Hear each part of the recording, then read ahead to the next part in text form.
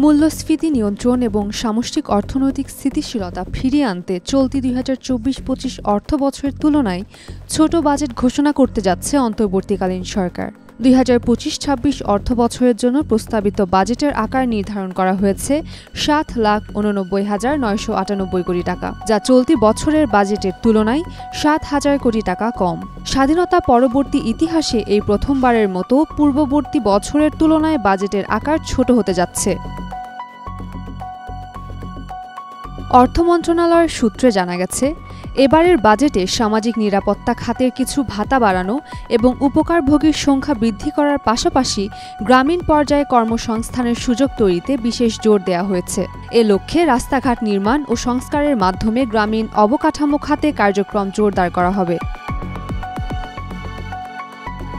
এবার সংসদ না থাকায় বাজেট উপস্থাপনের ধরনেও আসছে বড় পরিবর্তন। ২ জুন সোমবার বিকেল ৪টায় অর্থ উপদেষ্টা ড.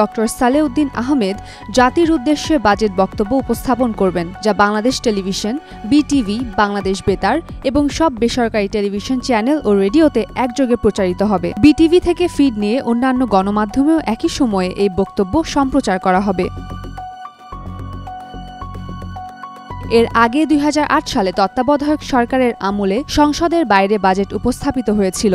সেবার ৯ জুন তৎকালীন অর্থ উপদেষ্টা এবি মির্জা মোহাম্মদ আজিজুল ইসলাম ২০০৮-৯ অর্থবছরের জন্য ৯৯,৯৬২ কোটি টাকার বাজেট ঘোষণা করেছিলেন, যা বাংলাদেশ টেলিভিশন ও বেতারে সম্প্রচারিত হয়।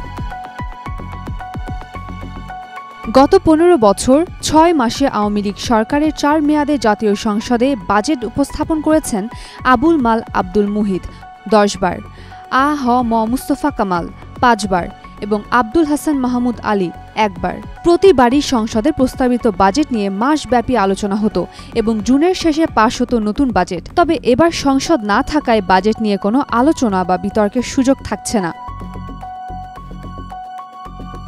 তবে অর্থ মন্ত্রণালয় জানিয়েছে, বাজেট ঘোষণার পর নাগরিকদের কাছ থেকে মতামত নেওয়া হবে এবং সেই মতামতের ভিত্তিতে চূড়ান্ত বাজেট প্রস্তুত করা হবে। এরপর ২৩ জুনের পর যে কোনো একদিন প্রধান উপদেষ্টা অধ্যাপক মোহাম্মদ ইউনূসের সভাপতিত্বে উপদেষ্টা পরিষদের বৈঠকে বাজেট অনুমোদনের পর রাষ্ট্রপতির অধ্যাদেশের মাধ্যমে তা ১ জুলাই থেকে কার্যকর করা হবে। সবশেষ ২০২৪-২৫ অর্থবছরে ৭,৯৭,০০০ কোটি টাকার বাজেট দিয়েছিলেন আওয়ামী লীগ সরকারের অর্থমন্ত্রী আবুল হাসান মাহমুদ আলী। জুলাই নতুন অর্থবছর শুরুর পর ছাত্র জনতার অভ্যুত্থানে ৫ আগস্ট আওয়ামী লীগ সরকারের পতন ঘটে। এবার বাজেটের আকার সামান্য ছোট হয়ে দাঁড়িয়েছে ৭,৮৯,৯৯৮ কোটি টাকা। স্বাধীনতার পর এই প্রথম বাজেটের আকার আগের অর্থবছরের তুলনায় কমছে। Umme Rumman Kranti, Daily Sun. For more updates, follow us on Facebook, subscribe our YouTube channel, get the latest update on www.daily-sun.com.